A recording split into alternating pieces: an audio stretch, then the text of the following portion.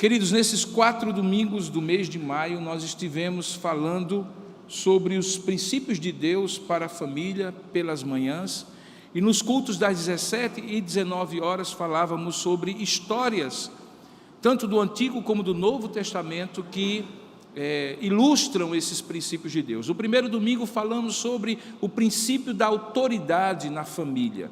O segundo, o princípio da formação do caráter que Deus permite que aconteça nas relações familiares. Terceiro domingo, domingo passado, nós falamos sobre o cultivo de relacionamentos saudáveis, que na família é muito importante e é tão propício para se fazer. E hoje nós vamos falar sobre a família como uma escola de serviço, ou uma escola de servos. Nós vemos hoje cada vez mais na nossa sociedade o individualismo, em nome da privacidade, se tornar a regra, diferentemente como era em gerações anteriores, em que as pessoas eram muito mais solidárias, elas tinham muito mais facilidade de sair da sua zona de conforto, estender a mão, abrir o coração e ajudar o próximo. É verdade que há muitas coisas que mudaram na sociedade, a violência, a desconfiança das intenções das pessoas, fazem com que cada dia mais nós nos tornemos reclusos dos nossos medos, das nossas inseguranças, de permitir que Deus nos use para abençoar outros. E aí nos tornamos cada vez mais privativos, ciosos, reclusos, medrosos, em abrir o coração, amar o próximo, mesmo que isso implique em riscos. Algumas vezes isso acontece, queridos, porque o ambiente externo, como eu falei, da sociedade, nos deixa ressabiados, com medo.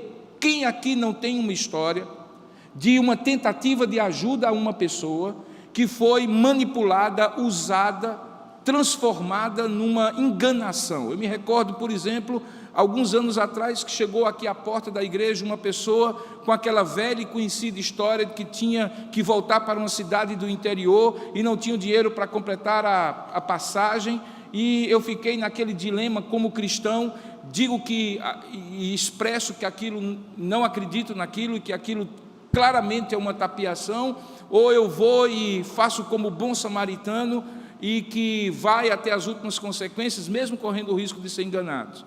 Eu resolvi um meio termo. Eu disse assim para a pessoa: ok, se você quer voltar, eu me recordo qual era a cidade do interior, eu vou com você até a rodoviária, vou comprar a sua passagem e vou embarcar você no ônibus. Você precisa ver o incômodo que aquela pessoa sentiu quando entrou no meu carro. Eu corri um risco, obviamente, que aquela pessoa era uma pessoa desconhecida, não recomendo necessariamente que você faça isso, e dirigi-me à rodoviária, comprei a passagem e entreguei, e fiquei de longe vendo que essa pessoa olhou de um lado, olhou de outro. Quando percebeu, supostamente, que eu não estava vendo, a pessoa foi lá no guichê, vendeu a alguém ou trocou com alguém, e ficou claro que aquela história era uma tentativa de engano. Cada um de nós tem uma história parecida com essa, e cada um de nós diz assim: então, para ser enganado é melhor não se vir. Mas aí a gente encontra a história, várias histórias da Bíblia, em que amar implicou em risco, e que mesmo que a sociedade ao nosso redor não estimule, pelo contrário, desestimule a caridade, a compaixão com o próximo, a família é a melhor escola do serviço. Porque filhos e pais, maridos e mulheres, são impactados pelos exemplos que são fomentados e criados na ambiência familiar, para nós sairmos da nossa zona de conforto, como eu falei, e estender a mão ao próximo. Nossos filhos aprendem não apenas a escovar os dentes depois de cada refeição e ao final do dia, mas eles aprendem também, olhando o gesto da gente, se a gente é solidário e eles se tornarão ou não. Até mesmo marido e mulher, dependendo da história familiar que tem, aprendem um com o outro, porque sempre tem num marido ou numa mulher, normalmente alguém que é mais privativo e cioso, e outro que é mais expansivo e servil. E muitas vezes essa diferença acaba moldando um ao outro. A família, mais do que a igreja, mais do que a sociedade, é uma escola de servos. E para que a gente possa entender isso, como há um princípio de Deus por trás disso, eu gostaria de convidá-los a abrir a palavra de Deus em João capítulo 6. Essa história que eu contei para as crianças e que para nós adultos tem um significado muito especial, porque estabelece um princípio de Deus de servir a Deus com alegria e, obviamente, servir ao próximo como nós gostaríamos de ser servidos. Abra, portanto, a sua Bíblia em João capítulo 6 e leia comigo a história da multiplicação dos pães. Você sabe que tem duas histórias de multiplicação dos pães na Bíblia, e nós estaremos lendo a primeira delas, que também é descrita em Mateus capítulo 14, em Marcos capítulo 6 e em Lucas capítulo 9. Mas que você sabe que, sendo João o único dos 4 evangelhos que não é sinótico, ou seja, cuja sequência de eventos não é contada mais ou menos da mesma maneira ou na mesma sequência, e ele se destina muito mais a expressar os discursos de Jesus para provar que ele é Deus, eu escolhi João capítulo 6 porque tem um pequeno detalhe que faz uma grande diferença, que foi aquele que eu contei para as crianças. Vamos ler juntos. Depois dessas coisas, diz a palavra de Deus, João 6:1, atravessou Jesus o mar da Galileia, que é o de Tiberíades, e seguia-o numerosa multidão, porque tinham visto os sinais que ele fazia na cura dos enfermos. Então subiu Jesus ao monte e assentou-se ali com os seus discípulos. Ora, a Páscoa, a festa dos judeus, estava próxima. Então Jesus, erguendo os olhos e vendo que grande multidão vinha ter com ele, disse a Filipe: onde compraremos pão para lhes dar a comer? Mas dizia isto para o experimentar, porque ele bem sabia o que estava para fazer. Respondeu-lhe Filipe: não lhes bastariam 200 denários de pão para receber cada um o seu pedaço? Um dos seus discípulos, chamado André, irmão de Simão Pedro, informou a Jesus: está aí um rapaz, na verdade a palavra grega é um adolescente, que tem 5 pães de cevada e 2 peixinhos. Mas o que é isso para tanta gente? Disse Jesus: fazei o povo assentar-se, pois havia naquele lugar muita relva. Assentaram-se, pois, os homens em número de quase 5.000. E quando uma multidão é contada na Bíblia e diz que havia 5.000 homens, era porque realmente eram só os homens que eram contados. Portanto, essa multidão tinha muito mais do que 5.000 pessoas, porque havia também mulheres e, obviamente, crianças. Tanto é que uma estava aqui sendo citada.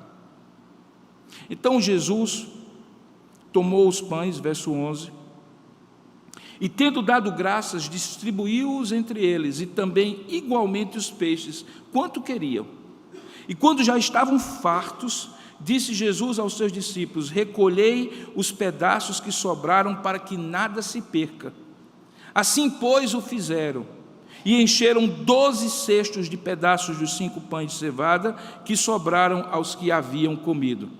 Vendo, pois, os homens que o sinal que Jesus fizera, vendo, pois, os homens o sinal que Jesus fizera, disseram: este é verdadeiramente o profeta. Veja o artigo definido, não um profeta, mas o profeta que devia vir ao mundo.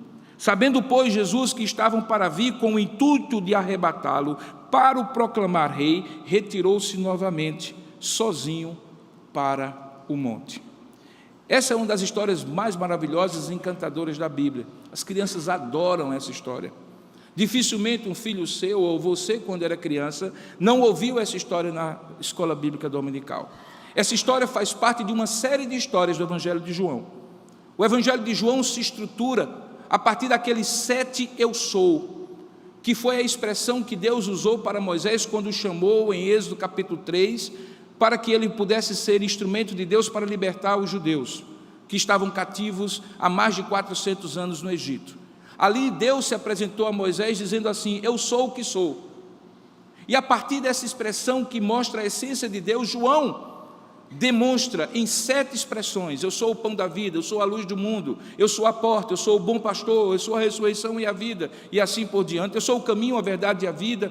Que aquele eu sou do Antigo Testamento era ele, Jesus, o Verbo encarnado. Por isso que ele começa o início do Evangelho dizendo: no princípio era o Verbo estava com Deus, o Verbo era Deus. E lá no versículo 14 do capítulo 1 diz assim: e o verbo se tornou carne e habitou entre nós, e vimos a sua glória, glória como do unigênito do Pai. Todo o restante do evangelho, então, como diz o início, ou melhor, o final do capítulo 20, é uma história, ou é uma sucessão de histórias contadas dos sinais que Deus usa para mostrar a divindade de Jesus Cristo, e esse é um deles. Portanto, esse milagre, ele deve ser compreendido não como um fim em si mesmo, como de fato nenhum milagre é um fim em si mesmo. Deus não era um showman, um stand-up espiritual, que gostava de se mostrar fazendo milagres. Jesus nunca teve a necessidade de, fazendo milagre, fazer com que as pessoas se impressionassem e fizessem uau para ele. Todos os milagres de Jesus, sinais e prodígios, eram apontando para uma realidade maior, da sua própria divindade, e da necessidade de que aqueles que fossem beneficiados pelos seus sinais, pudessem reconhecê-lo como Deus, Rei e Senhor. Esse era um deles. Portanto, Jesus não estava no negócio de multiplicar pães. Ele não tinha interesse em fazer simplesmente caridade e ação social entregando pão, porque isso provavelmente qualquer outro poderia fazer. Mas aquilo que só ele podia fazer, que era trazer o reino de Deus ao coração das pessoas, ele o fez por intermédio de sinais. Ora ele curava, ora ele ressuscitava alguém, ora ele multiplicava os pães. Quando ele multiplica os pães, ele acaba nos dando algumas diretrizes de como é que nós também podemos servir a Deus. E aqui eu quero personificar a figura daquele rapaz. Porque se você entendeu direitinho, não eram pessoas isoladas, soltas, avulsas, que estavam aos pés de Jesus. Não era um homem que tinha deixado sua família lá para trás e resolveu seguir e ouvir Jesus pregando naquele monte. Não, como normalmente acontecia, e provavelmente nessa época, porque há um detalhe aqui do texto que é importante, famílias estavam ali naquela região. Na verdade, elas estavam começando a se reunir, porque alguns dias depois elas tinham que sair de suas casas para Jerusalém, descendo no mapa, para oferecer a Deus os sacrifícios da Páscoa. Veja que diz o texto aqui, que a Páscoa estava próxima. E na época da Páscoa, as famílias saíam dos seus lugares, das suas casas, das aldeias e vilarejos em Israel, e como grupos de peregrinos, eles iam todos subindo para Jerusalém. Eram, portanto, famílias que estavam aqui, reunidas aqui, pai, mãe, filhos, deslumbradas com a doutrina de Jesus, para quem Jesus multiplica os pães. E, paradoxalmente, não é o pai que deveria ser o provedor prudente que levasse para a sua família o lanche para passar o dia inteiro, não é a mãe que normalmente toma conta dessas coisas, que leva o lanche para a família, para que ninguém passasse fome enquanto estava ouvindo a pregação longa de Jesus durante o dia, mas é uma criança, um adolescente. Guloso, diga-se de passagem, 5 pães e 2 peixinhos, brincadeira, né? Será que era só para ele? Mas você sabe como é fome de adolescente, não sabe? Talvez fosse. Talvez fosse só para ele. Mas não continuou sendo só para ele. E aqui está a essência do servir. É quando alguma coisa que supostamente é só para mim, se torna algo que, consagrado nas mãos de Jesus, é para outros também. É quando o lanche que é só para mim, se torna um lanche que não vai encher a minha barriga, mas vai poder saciar a minha fome e também a fome de outros, para que eu não esteja completamente farto, enquanto outros estão com necessidade ao meu redor. Aquele jovem, aquele adolescente, tinha somente os 5 pães e 2 peixinhos, e havia um problema ali logístico e de suprimento. Era impossível, literalmente impossível, que 5 pães e 2 peixinhos coubesse na barriga, ou desse para encher a barriga de 5.000 homens, fora mulheres e crianças. Mas é aqui que Deus pega a minha disposição para servir e multiplica mais do que pães. Preste atenção, o milagre não é o milagre da multiplicação de pães apenas, mas da multiplicação da disposição de servir e entregar a Deus pães para que Ele multiplique para outros. Ali você tem um milagre claro em que Deus realmente multiplica a matéria. Mas multiplicar a matéria, Deus fez, porque Ele criou todas as coisas do nada. Portanto, multiplicar a matéria é a especialidade dEle. Agora, multiplicar disposição de coração passa pela minha disposição de colocar o material nas mãos dEle. E o material é a minha boa vontade, é a minha compaixão, é o meu desejo de servir. E isso se ensina em casa. Isso se aprende em casa. Nossas vozinhas costumavam dizer para nós o seguinte: nunca negue um copo de água para uma pessoa que bater na sua porta. Não era assim? Nossas vozinhas diziam assim para nós: divida o seu pão, divida o seu pão, nunca deixe alguém passando fome perto de você.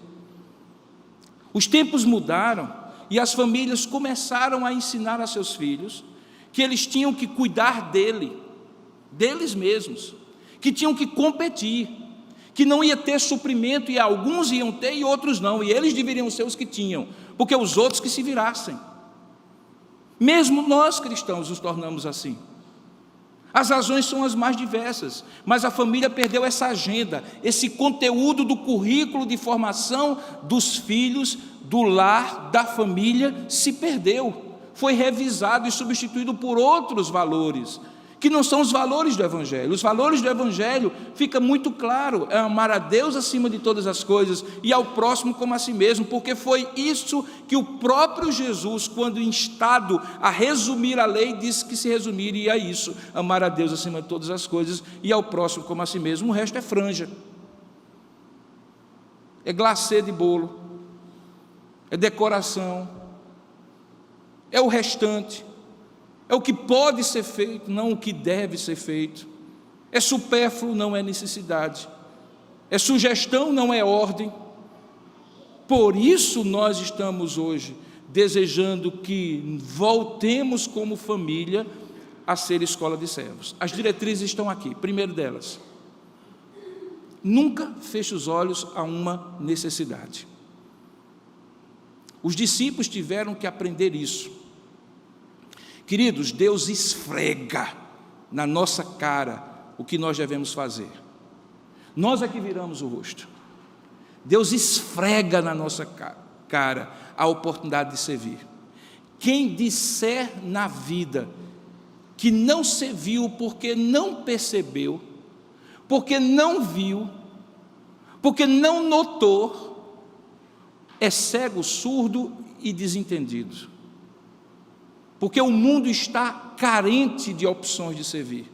E eu não falo apenas de pegar o pão e dividir, mas de servir com um sorriso, com a solidariedade, com o acolhimento, com a compreensão, com o respeito e com todos os grandes valores que regem o serviço do próprio coração de Deus para o nosso coração.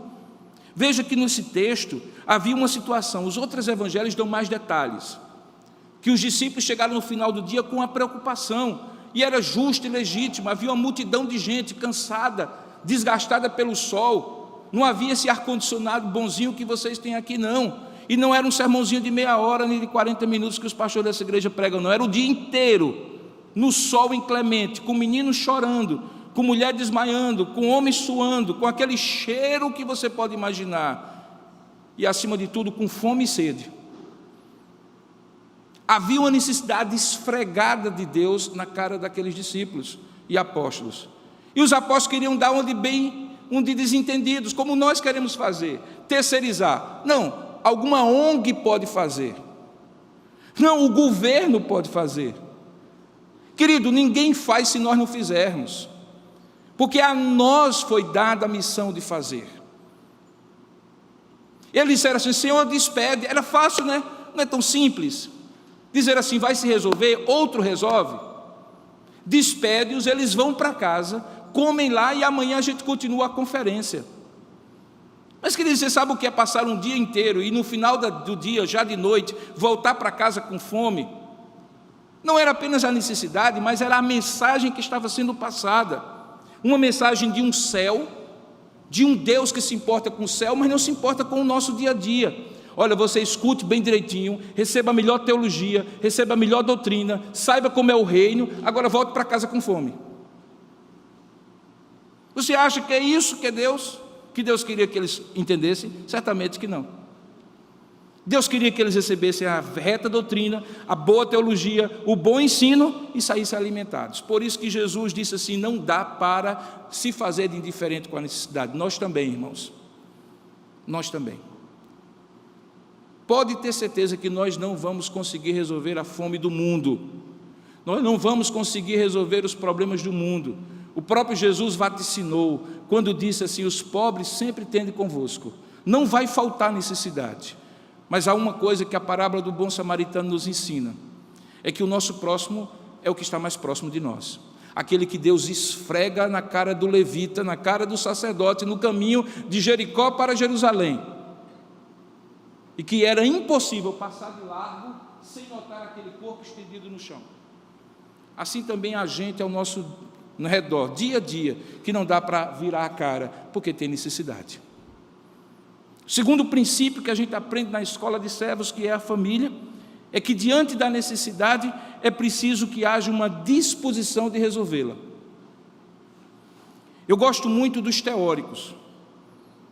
De alguma forma eu sou um teórico, porque eu ensino, eu doutrino, eu digo qual é a verdade, eu tento estabelecer qual é a verdade. Mas, queridos, teóricos que vivem em torres de marfim, que dizem tudo como deve ser feito, mas não descem ao chão da fábrica e tentam de alguma forma sujar as mãos no barro da terra, na necessidade do outro, querido, destituído está da autoridade do que ensina. Você sabe o que é que Jesus se distinguia? O final do Sermão da Montanha explica a você, quando aquelas multidões se maravilharam da sua doutrina. Mas veja por que eles se maravilhavam da sua doutrina: porque havia congruência, havia coerência, havia consistência. Aquilo que ele ensinava, ele fazia. Não era como os escribas e fariseus, os teóricos, os doutores da lei, que sabiam explicar tudo direitinho, mas não sabiam se envolver e fazer aquilo que precisava ser feito.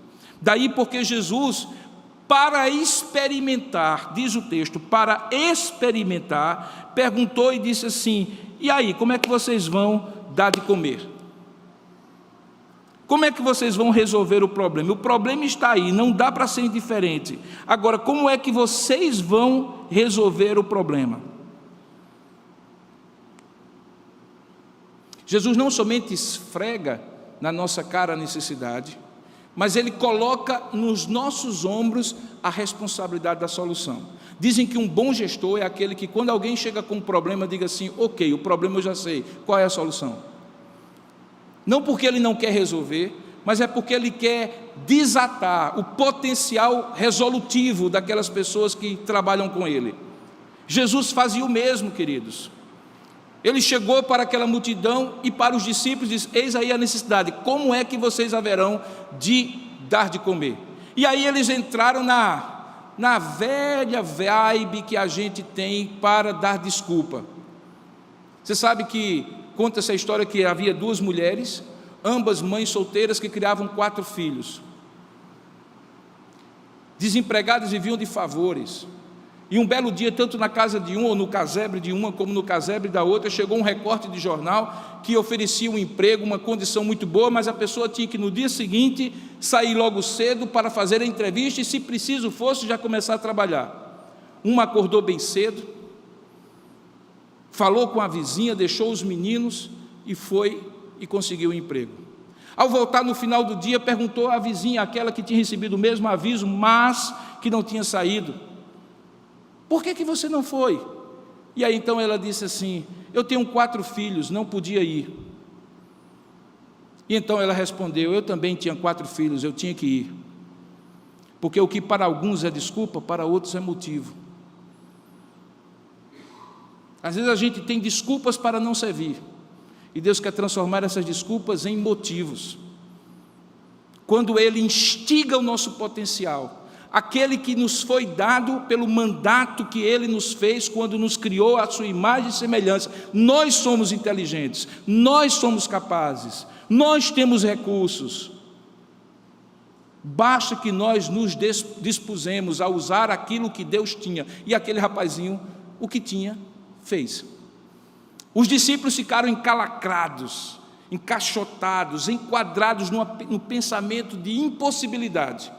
O menino simplesmente disse: resolver eu não posso, mas eu tenho 5 pães e 2 peixinhos, está aqui. E aí nós aprendemos o terceiro princípio, que além de Deus esfregar em nós a necessidade, além de Deus eliciar em nós, fomentar em nós a resolutividade, a resolução dos problemas, na família também nós precisamos aprender a ser proativos e dispostos, e oferecer a Deus o que nós temos. Querido, deixa eu dizer uma coisa bem simples para você: Deus não vai pedir aquilo que você não tem, porque Ele não é injusto. Ele não vai pedir 26 horas se você só tem 24. Ele não vai pedir uma fortuna se você ganha um salário mínimo. Ele não vai pedir que você faça uma coisa se Ele não vai lhe capacitar a fazer, lhe dar dons e talentos para fazer. Mas com o tempo que Ele lhe der, com o talento que Ele lhe der, com o tesouro que Ele lhe der, você tem que chegar com os seus 5 pães e 2 peixinhos e dizer assim: está aqui, Senhor, faça com eles o que o Senhor quiser, e Ele fará. E aí acontece o milagre, irmãos. O milagre não era a multiplicação de pães e peixes. O milagre era a disposição de um menino fazer o que apóstolos não conseguiram fazer. Porque ele aprendeu esses 3 princípios. Agora a minha pergunta, para chegar ao final, porque se deixar aqui eu prego até 11 horas, é o seguinte: onde foi que esse menino aprendeu isso? Hein? Onde foi que esse menino aprendeu isso, hein?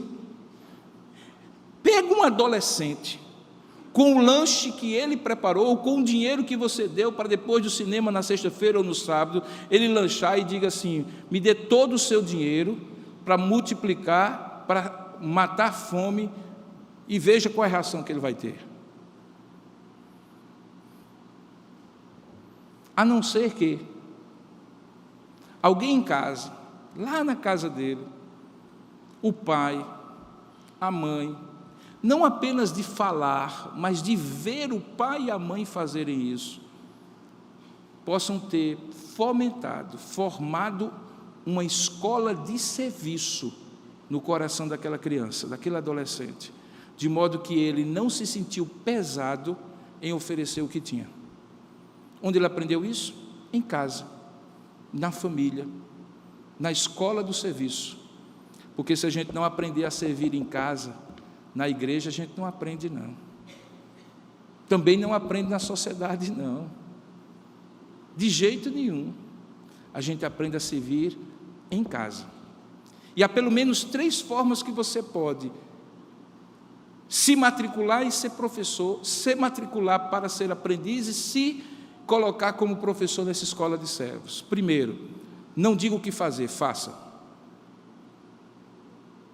Não diga o que fazer, faça.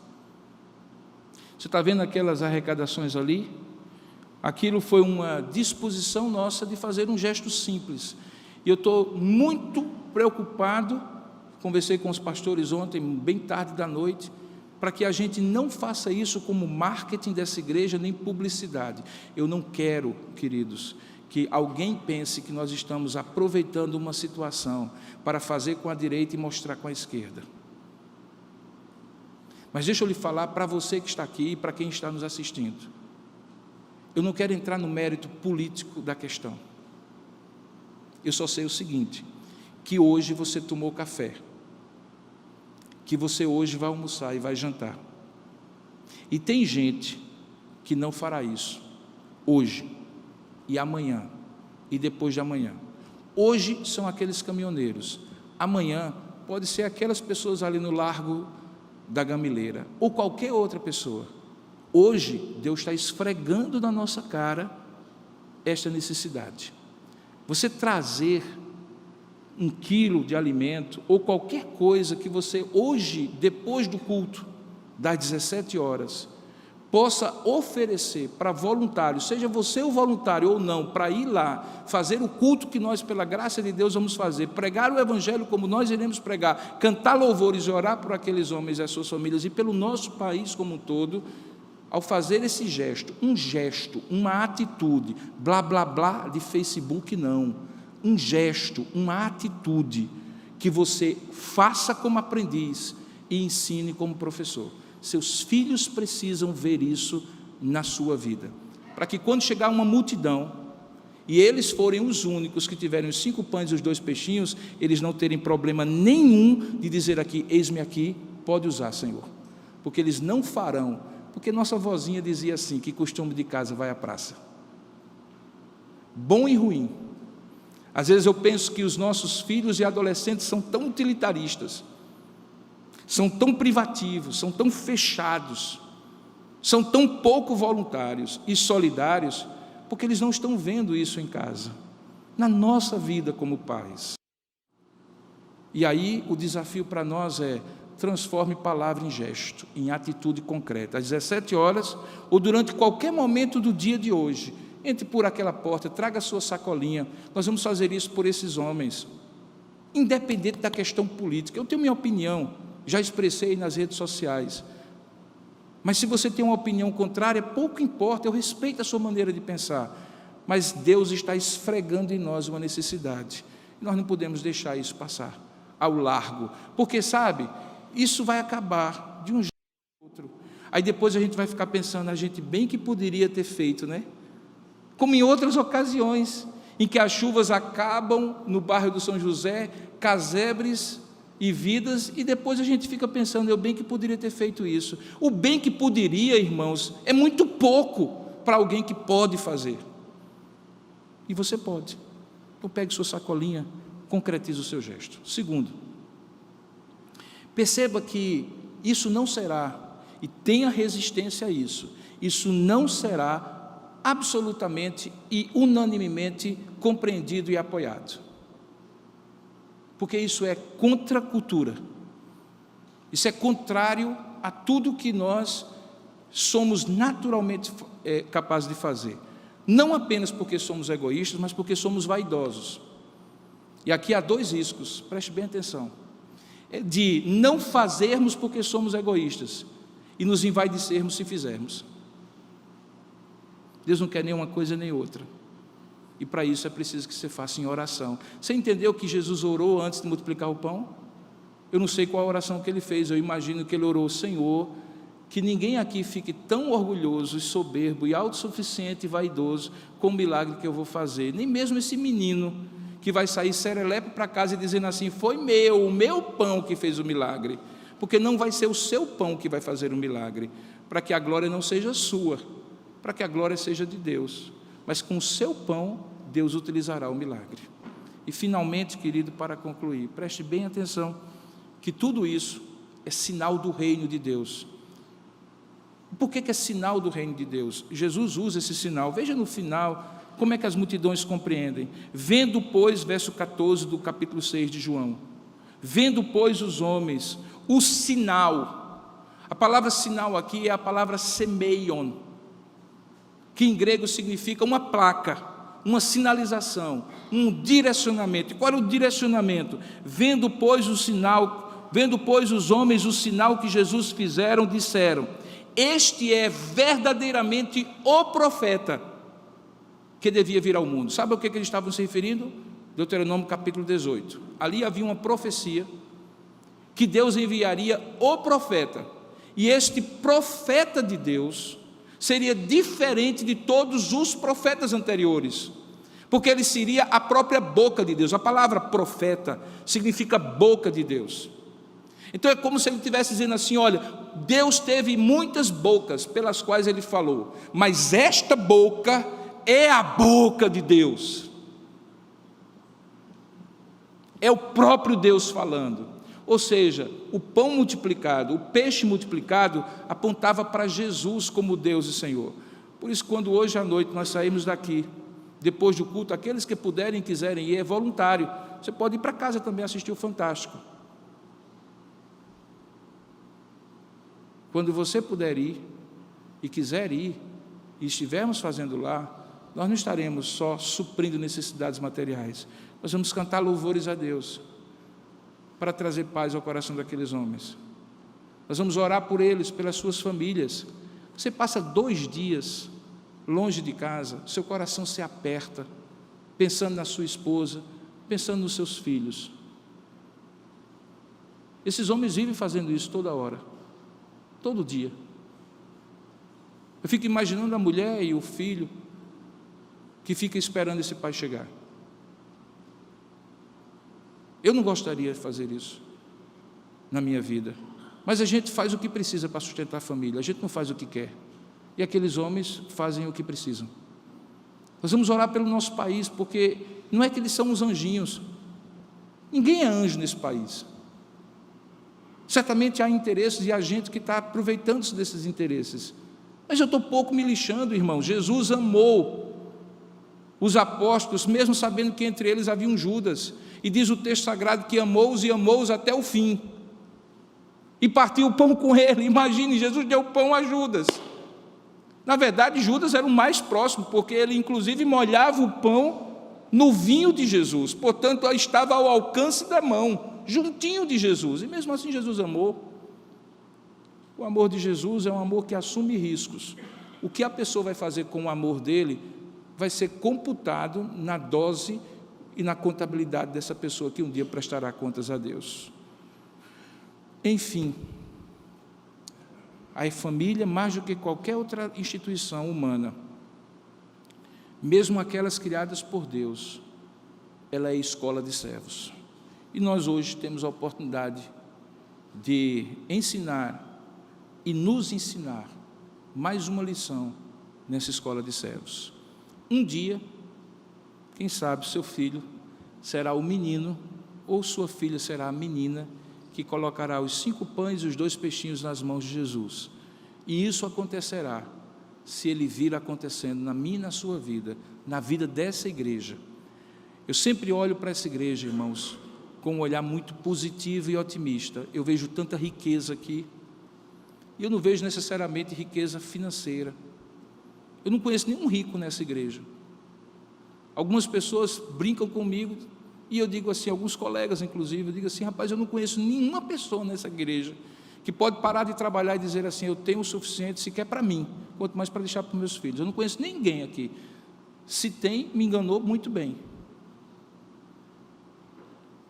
Agora eu sei o seguinte, que há muita gente talentosa, que Deus tem abençoado, que Deus tem dado dons, oportunidades, que Deus tem dado disposição de ser produtivo nas suas áreas de trabalho.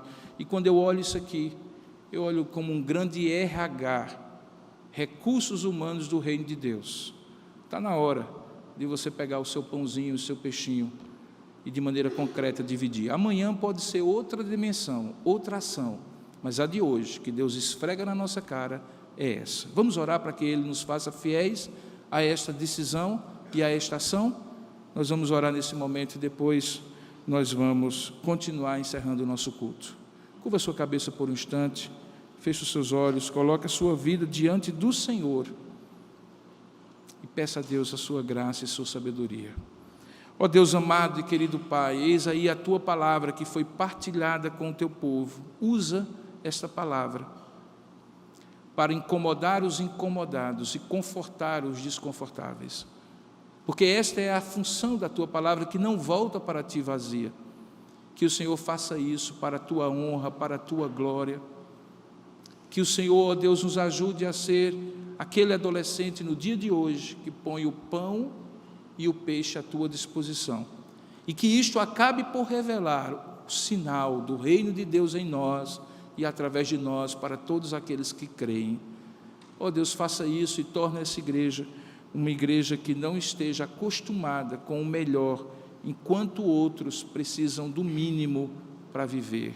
Nos torna solidários, generosos, nos torna capazes, ó Pai, de colocar o melhor do nosso dom, do nosso tempo, do nosso talento, do nosso tesouro nas Tuas mãos. Desperta-nos, ó Pai, desperta-nos. É o que nós oramos juntos em nome de Jesus. Amém, Senhor.